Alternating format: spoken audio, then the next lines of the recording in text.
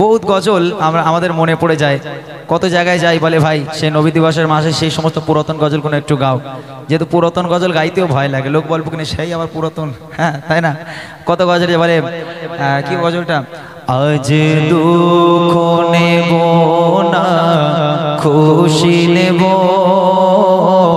খোদা গো তুমি দাও না বলে, আজ এই দিনেতে রসূল এলো আর এই দিনে বিদায় নিলে, আজ দুঃখ নেব না খুশি নেব খোদা গো তুমি দাও না বলে।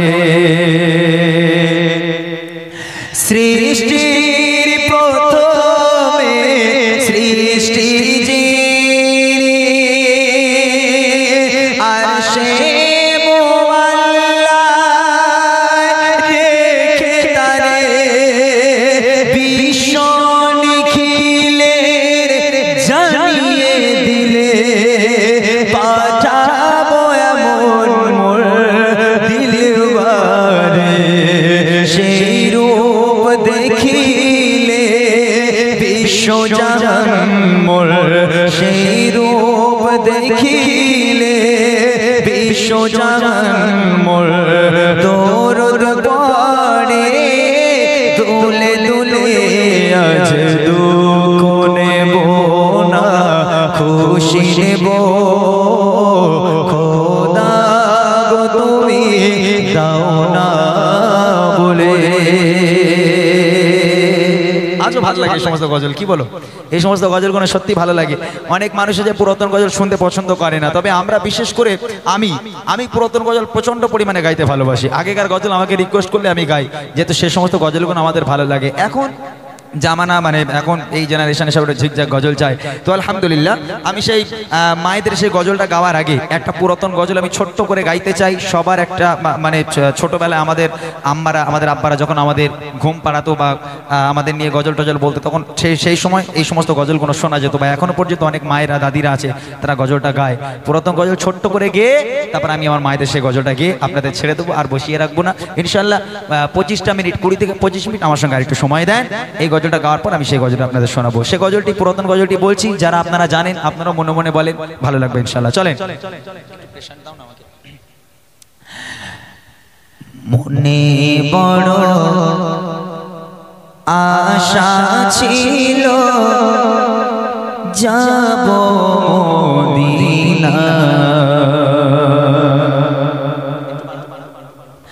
মনে বড় আশা ছিল যাব মদিনা, মনে বড় আশা ছিল যাব মদিনা, সালাম আমি করব গিয়ে, সালাম আমি করব গিয়ে নবীজির রওজায়, মনে বড় আশা ছিল যাব মদিনা, মনে বড় আশা ছিল যাব মদিনা, সালাম আমি করব গিয়ে, সালাম আমি করব গিয়ে নবীজির রওজায়, মনে বড় আশা ছিল যাব মদিনা, মনে বড় আশা ছিল যাব মদিনা, আরব সাগর পাড়ি দেখব,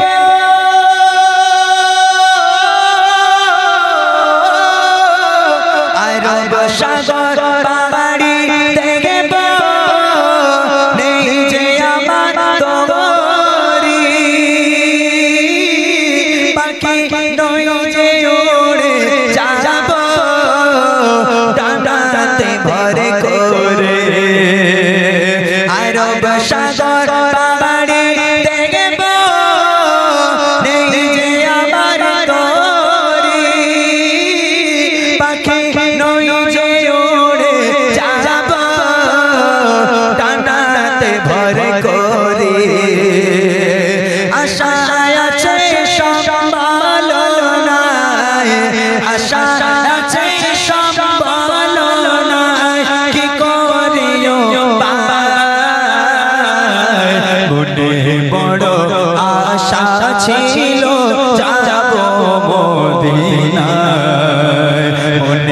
বড় আশা ছিল যাব মদিনায় সালাম আমি করব গিয়ে সালাম আমি করব গিয়ে নবীজির রওজায়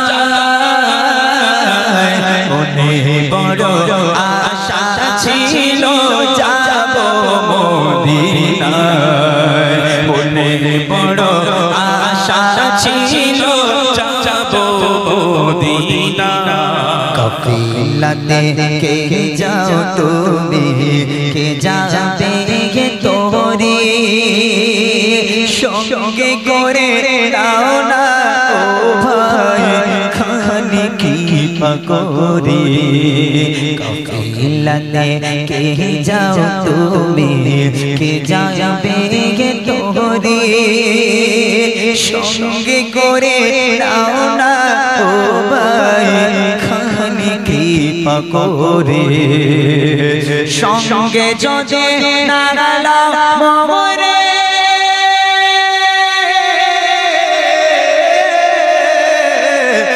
সঙ্গে যদি না গেলাম মরে গিয়ে মদিনা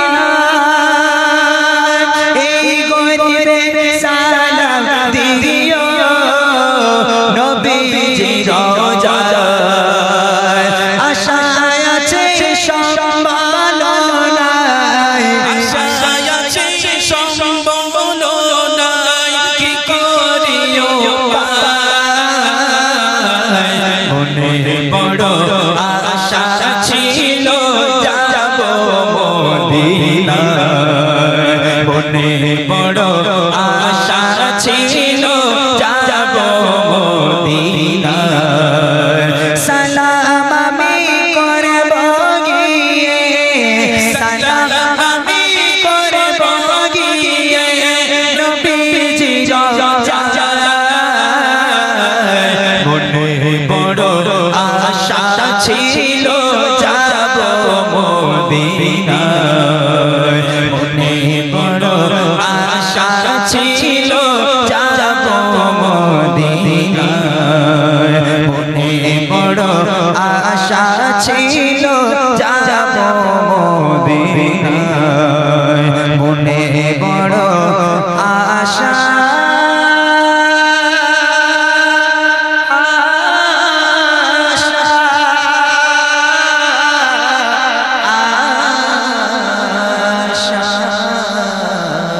ছিল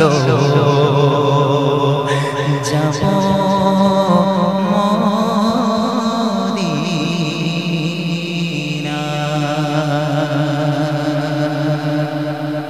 দ্বিতীয় হচ্ছে মেয়েদের গলার আওয়াজ মেয়েদের গলার আওয়াজ আর ৩ নম্বর হচ্ছে মেয়েরা যখন শ্বশুর বাড়িতে আসে তখন শাশুড়ির সঙ্গে তাদের কেমন মিল মহাব্বত অনেকে আছে বনে না আবার অনেকে আছে খুব মহাব্বত তো এই ৩টে জিনিস আপনাদের আমি বোঝাবো আজকে আমার মা বোনেরা খুব ভালো করে শুনতে হবে দেখেন প্রথমে স্বামীর খিদমতে আসবো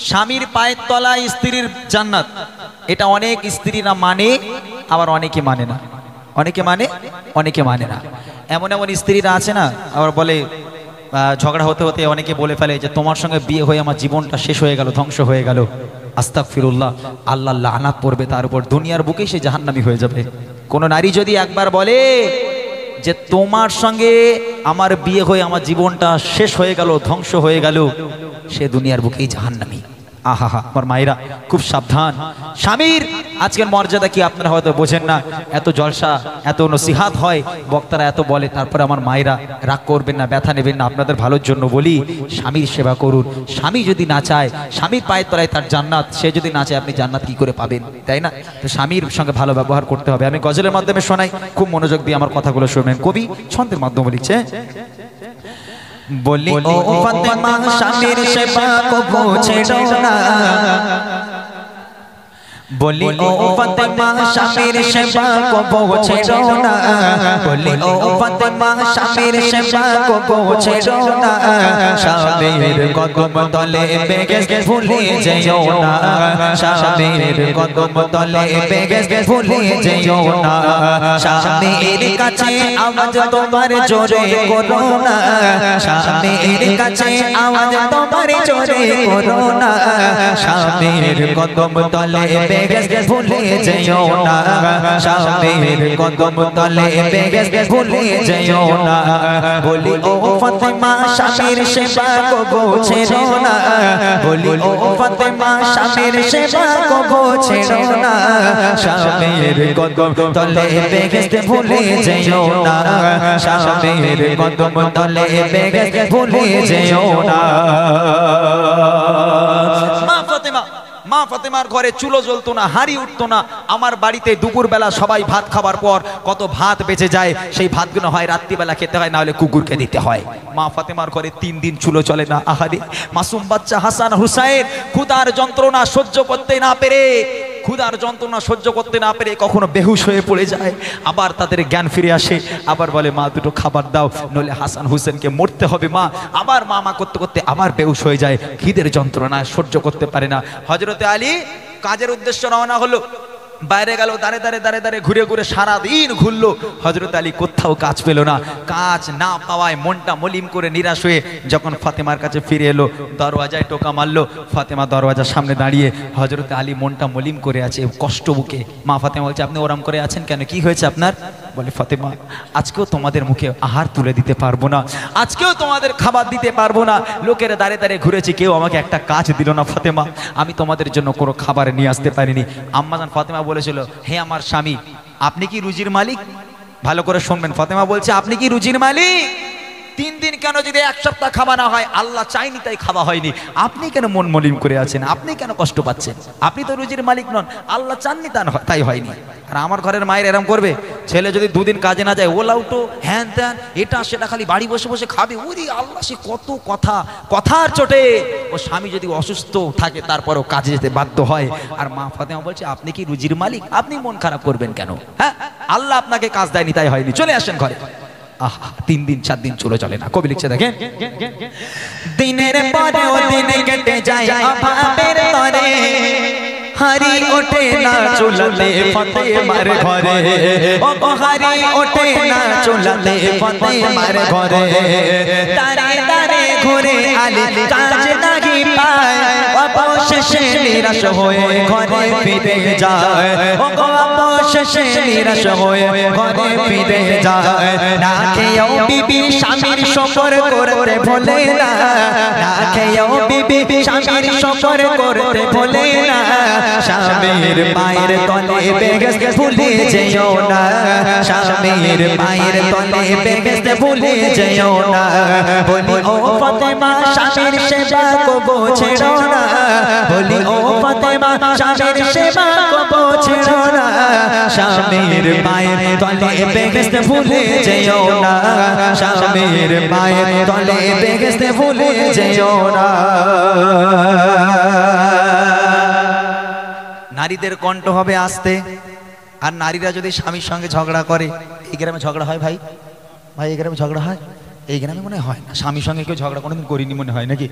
হ্যাঁ কিন্তু আমাদের ওইদিকে হয়, স্বামীর সঙ্গে ঝগড়া, এখানে যদি ঝগড়া করে সেই জোড়া বটতলা শোনা যায়, উরি আল্লাহ গলার জোর কি, হ্যাঁ কার কার কার কার কার কার করবে, হ্যাঁ কিন্তু এই গলার আওয়াজ কোথায় রাখতে হবে? কবি লিখছে দেখেন, নারী তোমার কণ্ঠের আওয়াজ জোরে কেন হয়, কণ্ঠ তোমার পর্দা নারী সে কি জানা না, ও কণ্ঠ তোমার পর্দা নারী সে কি জানা না, নারী যদি স্বামীর সাথে জোরে কথা কয়, নারী যদি স্বামীর সাথে জোরে কথা কয়, সে সব নারীর উপর খোদা বড়ই নারাজ হয়, ও সে সব নারীর উপর খোদা বড়ই নারাজ হয়, যতই ইবাদত করো তবু কবুল হবে না, যতই ইবাদত করো তবু কবুল হবে না। স্বামীর মায়ের তলে বেহেশত ভুলে যেও না, স্বামীর মায়ের তলে বেহেশত ভুলে যেও না। বলি ও ফাতেমা স্বামীর সেবা কবো ছেড়ো না, বলি ও ফাতেমা স্বামীর সেবা কবো ছেড়ো না। স্বামীর মায়ের তলে জান্নাত ভুলে যেও না, স্বামীর মায়ের তলে জান্নাত ভুলে যেও না। আপনারা শুনেছেন এক নবীর মানে সেই গা হাত পা পচে গেছিল, জানেন আপনারা?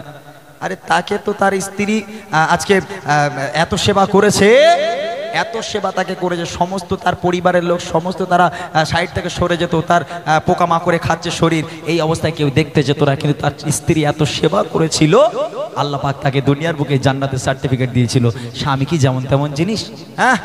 আর আমার মায়েরা সেই সময় স্বামীর মাথাগুলো ভেজে ভেজে খাচ্ছে। কি সম্পূর্ণ কাণ্ড বলেন তিনি। আপনারা রাগ করবেন না, আপনাদের বলিনি, আপনারা খুব ভালো, আপনারা স্বামীর খুব ভালোবাসেন। তবে অনুরোধ মা, আজকে এই স্বামী যদি না চায়, আজকের আপনি নফল নামাজ পড়ছেন, নফল নামাজ পড়ছেন, স্বামী যদি আপনাকে ডাক দেয়, আপনার স্বামীর ডাকে চলে যেতে হবে নফল নামাজ বাদ দিয়ে। হ্যাঁ, আর আপনি সেই স্বামীর উপরে কথা বলেন, জোরে জোরে কথা বলেন, ইবাদত বান্দেগি সব চুলোয় যাবে।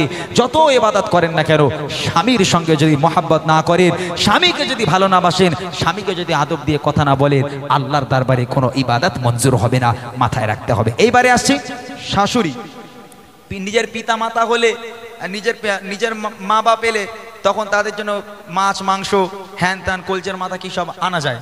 আর যদি ছেলে বলে যে আমার মা অনেকদিন কিছু ভালো মন্দ খায়নি, আজ একটু ভালো মন্দ রান্না করি, আমার বাপ মাটা খাবে, তখন আর বউর দিকে তাকানো যাবে না। হ্যাঁ, টাকা যেন উড়ে উড়ে আসে, ও বুড়ি এত খাচ্ছে হয় না, আবার তার জন্য গোশ মাছ আনতে হবে, এরা হয় না। অনেক বৌমা এরকম আছে, তাদের জন্য কবি লিখছে, পিতা মাতার মতোই তোমার শ্বশুর শাশুড়ি, ও গো পিতা মাতার মতোই তোমার শ্বশুর শাশুড়ি, তাদের সাথে কেন করো ছক চোরে, ও গো তাদের সাথে কেন করো ছক চোরে। বাবা মায়ের সেবায় যেমন চাচাদের বাবা যায়, ও গো বাবা মায়ের সেবায় যেমন চাচাদের বাবা যায়, তেমনি তাদের করলে সেবা খোদা খুশি হয়, ও গো তেমনি তাদের করলে সেবা খোদা খুশি হয়। পিতা মাতার সেবা করলে অভাব রবে না, পিতা মাতার করলে সেবা অভাব রবে না। পিতা মাতা আর স্বামী তোমার জান্নাত ঠিকানা, পিতা মাতা আর স্বামী তোমার জান্নাত ঠিকানা। বলি ও ফাতেমা স্বামীর সেবা করতে ভুলো না, বলি ও ফাতেমা স্বামীর সেবা করতে ভুলো না। স্বামীর মায়ের তলে জান্নাত ভুলে যেও না, স্বামীর মায়ের তলে জান্নাত ভুলে যেও না, স্বামীর মায়ের তলে জান্নাত ভুলে যেও না, স্বামীর মায়ের তলে জান্নাত ভুলে যেও না। শর্টকাটে শুনিয়ে দিলাম, একটু ছোট্ট করে শোনালাম, যেহেতু অনেকটা সময় আমি নিয়ে নিলাম, 11:06 হয়ে গেছে, 11:30টার মধ্যে কমপ্লিট করবো ইনশাল্লাহ। আমি আপনাদের কাছে সময় চেয়েছিলাম। আচ্ছা, জাহিলিয়াতের গজলটা কি শোনাবো? যদি সবাই মিলে বলেন তবে। হ্যাঁ, এই গজলটা যদি আমি শোনাই, আমি কথা দিচ্ছি এখানে আমার মায়েরা বিশেষ করে, কারণ মায়েদের মন নরম তো, মা বোনেরা যারা আছে এক ফোঁটা হলেও চোখ থেকে পানি গড়িয়ে পড়বে। যদি আপনারা শোনেন তাহলে আমি শোনাবো। আপনাদের এখানে আপনাদের নিজেদের কন্যা সন্তানেরা, মেয়েরা, আপনাদের মেয়েরা এখানে হয়তো আপনাদের পাশে বসে আছে, এই যে বাচ্চা মেয়েগুলো আছে, আহা হা, সেই যুগে এই বাচ্চা মেয়ে জন্ম, হ্যাঁ, কোনো মা যদি জন্ম দেয়, ওই মা আতুর ঘরের মতো এই বাচ্চার গলা টিপে হত্যা করে। যদি বাচ্চা কোনো রকমভাবে বড় হয়ে যায়, কোনো মা যদি বাচ্চাকে গলা টিপে না মারে, যদি লুকিয়ে চুরিয়ে মেয়েটাকে বড় করে নেয়, তখনকার মানুষেরা বাণিজ্যে যেত, ছেলেরা বিদেশে কাজে যেত, বাড়ি এসে যদি দেখে আমার মেয়ে সন্তান বাড়িতে, ওরে আল্লাহ, একদম কোনো কথা নয়, মাটি খুঁড়ে গর্ত খুঁড়ে ওই মেয়েকে ফেলে দিয়ে জ্যান্ত মেয়েকে কবর দেওয়া হতো। তার নাম ছিল জাহিলিয়াতের যুগ। আহা হা, একটু বলি শোনেন। এই গজলটার পরে আর কোনো গজল বাড়াবো না ইনশাল্লাহ। এই গজলটার পরে আমি শেষ গজল গেয়ে আপনাদের থেকে বিদায় নিয়ে চলে যাব। যেহেতু অনেকটা রাত হয়েছে, কালকে আবার জলসা আছে, আর ওই জন্য রাত করে লাভ নেই। ইনশাল্লাহ আমি ছোট্ট করে বলে আপনাদের কাছে থেকে বিদায় নেবো। মন দিয়ে শুনতে হবে, আল্লাহ রসুলের একজন সাহাবা, একদম মন দিয়ে শুনতে হবে। যদি মন দিয়ে না শোনেন গজলটা, তাহলে আমি গাইতে পারবো না, অনেক কষ্ট হবে গজলটা গাইতে, অনেক কষ্টের একটা গজল। আমি গাইছি, মন দিয়ে শোনেন। আল্লাহ রসুলের কাছে একজন সাহাবা এলো, ইয়া রসুল্লাহ, ইয়া হাবিব আল্লাহ, আপনি বলেছেন আপনি যার জন্য দোয়া করেন সে নাকি জান্নাতি, আপনি যার জন্য দোয়া করেন তার নাকি কোনো অপরাধ আর থাকে না, গোনা থাকে না। ইয়া রাসূলুল্লাহ, আমি আমার জীবনে অনেক বড় একটা গোনা করেছি, অনেক বড় একটা ভুল করেছি, আল্লাহ কি আমাকে ক্ষমা করবে? আল্লাহ রাসূল বলছে, ও সাহাবা, তুমি এমন কি গোনা করেছো যে আল্লাহ তোমাকে ক্ষমা করবে না? আমার আল্লাহ দয়ালু, আমার আল্লাহর কাছে চাইলে ক্ষমা করে দেয়। তুমি কি গোনা করেছো? ইয়া রাসূলুল্লাহ, ইয়া হাবিবাল্লাহ, আমি যে গোনা করেছি এ গোনা ক্ষমার যোগ্য নয়, আল্লাহ আমাকে কখনো ক্ষমা করবে না। কি করেছো তুমি? সাহাবা বলছে, ইয়া রাসূলুল্লাহ, ইয়া হাবিবাল্লাহ, আল্লাহ পাক আল্লাহ তাআলা আমাকে ভালোবেসে একটা ফুলের মতো, পরীর মতো কন্যা সন্তান দিয়েছিল। ইয়া রাসূলুল্লাহ, আমি আমার এই নিজের হাতে করে আমি আমার কন্যা সন্তানকে জিন্দা দাফন করেছি। ইয়া রাসূলুল্লাহ, এই দোয়া, এই ক্ষমা কি আমার হবে? এই ক্ষমা কি আল্লাহ আমাকে করবে? আল্লাহ রাসূল সাল্লাল্লাহু আলাইহি ওয়াসাল্লাম এই কথা শুনে সেদিন এত কান্না কেঁদেছিল, আল্লাহ রসুলের চোখের পানিতে দাড়ি মোবারক ভিজে আল্লাহ রসুলের পিরান পুরো ভিজে গেছিল। আল্লাহ রসুল সেদিন বলেছিল, হতভাগা পিতা, তুই কেমন পিতা, আজকে তোর নিজের কন্যা সন্তানকে তুই জিন্দা দাফন করলি, তোর কলিজা একটু কাঁপলো না? আহা, কি করে দাফন করেছে গজলের মাধ্যমে আপনাদের শোনাচ্ছি। সেই সাহাবা আল্লাহ রসুলের কাছে এসে বলছে, কি বলছে? আরবের বুকে জাহেলিয়াত যুগে, আরবের বুকে জাহেলিয়াত যুগে সুখ শান্তি নারী সম্মান বলে কিছুই ছিল না। কি বলবো সে যুগের ঘটনা, কি বলবো সে যুগের ঘটনা। আরবের বুকে জাহেলিয়াত যুগে, আরবের বুকে জাহেলিয়াত যুগে সুখ শান্তি নারী সম্মান বলে কিছুই ছিল না। কি বলবো সে যুগের ঘটনা, কি বলবো সে যুগের ঘটনা। এক মানব প্রিয় নবীকে শোনা, ডুবে আছি হে নবী আমি গুনায়। এক মানব প্রিয় নবীকে শোনা, ডুবে আছি হে নবী আমি গুনায়। কি হবে আমার উপায় বলেন হে নবী আমায়, কি হবে আমার উপায় বলেন হে নবী আমায়। পাবো কি ক্ষমা আমি নাকি ভুলের ক্ষমা নাই? খোদা দিল আমায় কন্যা সন্তান দুনিয়ায়, খোদা দিল আমায় কন্যা সন্তান দুনিয়ায়। নিজে হাতে করে দিলাম দারে মৃত্যুর যন্ত্রণা। কি বলবো সে যুগের ঘটনা, কি বলবো সে যুগের ঘটনা। তখনকার ভাইরা বাণিজ্যে যেত, বিদেশে কাজে যেত। একজন ভাই বিদেশে কাজে যাবে, ইয়া রাসূলুল্লাহ, ইয়া হাবিবাল্লাহ, আমি বিদেশে যাব, বাণিজ্যে যাব। এমত অবস্থায় দেখলাম আমার স্ত্রী প্রেগনেন্ট, আমার স্ত্রী গর্ভবতী। আমি আমার স্ত্রীকে জানিয়ে গেলাম, হে আমার প্রাণ প্রিয় স্ত্রী, আমি 4 বছরের জন্য বিদেশে কাজে যাচ্ছি। আমি বিদেশে যাবার পর যদি আমার পুত্র সন্তান জন্ম নেয় তাহলে সুখবরটা আমাকে পাঠিয়ে দিও, আর যদি কন্যা সন্তান জন্ম নেয় খবরদার খবরদার আমাকে খবর দেওয়ারও দরকার নেই, তাকে বাঁচিয়ে রাখারও দরকার নেই, আতুর ঘরের মধ্যেই তাকে গলা টিপে হত্যা করো, খবরদার যেন আমি বাড়ি এসে কন্যা সন্তান না দেখি। এই বলে বাণিজ্যে চলে গেল, বিদেশে চলে গেল। আহা, যাওয়ার কিছু দিনের মধ্যেই যেখানে বাঘের ভয় সেখানে সন্ধে হয়, ওই মা একটা সন্তান জন্ম দিল, কন্যা সন্তান। মা যখন গর্ভ থেকে বার করে সন্তানটার মুখের দিকে তাকায়, দেখছে ফুলের মতো যেন এক ফালি চাঁদ হাসছে, এত সুন্দর একটা কন্যা সন্তান জন্ম নিয়েছে। একজন মা কি করে পারবে ওই বাচ্চাটাকে গলা টিপে হত্যা করতে? কোনো মা কোনোদিন পারে না। ওই মা ভাবছে, আমার স্বামী আমাকে বলে গেল যদি এই বাচ্চাকে আমি বাঁচিয়ে রাখি, আমার স্বামী বাড়ি এসে আমাকে বাঁচিয়ে রাখবে না। এখন এই মনে করে স্ত্রীর মনের মধ্যে ভয়ও লাগছে আর মেয়েটাকে মারতেও পাচ্ছে না। তখন স্ত্রী একটা প্ল্যান খাটালো। কি প্ল্যান? বলে আমার স্বামী তো 4 বছর পরে আসবে, এখন এই বাচ্চাকে আমি লুকিয়ে চুরিয়ে বড় করব, 4 বছর বয়স মানে ভালোই বড় হয়ে যাবে, তখন মা বলতে শিখবে, আব্বা বলতে শিখবে। আমার স্বামী যখন বাড়ি আসবে আমার মেয়ে তো বড় হয়ে যাবে, হয়তো মেয়ে আব্বার কাছে গিয়ে আব্বা বলে ডাকলে ওর আব্বার মনটা হয়তো নরম হবে, বাপ শোনার পর হয়তো আমার মেয়েটাকে কিছু বলবে না। এই মনে করে লুকিয়ে চুরিয়ে মেয়েটাকে বড় করতে করতে করতে করতে 4 বছর হয়ে গেল। যেই 4 বছর হয়ে গেল, এখন ওই পিতা বাড়ি এসে হাজির। 4 বছর হয়ে গেল, বড় হয়ে গেল মেয়ে, ওই পিতা বাড়ি এসে হাজির। একদম দরওয়াজার সামনে দাঁড়িয়েই দেখছে একটা মেয়ে সন্তান ঘোরাঘুরি করছে। তারপর দেখেন কি হয়, একদিন ওগো একদিন ফিরে এলো তার স্বামী, দেখে ফুটে ফুটে কন্যা সন্তান তার বাড়ি, ভাবে এ মেয়ে, ভাবে এ মেয়ে তার বাড়িতে কি করে, আর সেই মেয়ে ছুটে এসে জড়িয়ে ধরে, বলে আব্বু আমায় দেখো না, আমি যে তোমার সোনা, আব্বু আমায় দেখো না, আমি যে তোমার সোনা, বহুদিন ধরে তোমার ছিল দেখার বাসনা, আজ হয়েছে পূরণ, আব্বু আছো গো কেমন, আজ হয়েছে পূরণ, আব্বু আছো গো কেমন। এই কথা শুনে পিতার মাথা ঠিক থাকে না, কি বলবো সে যুগের ঘটনা, কি বলবো সে যুগের ঘটনা।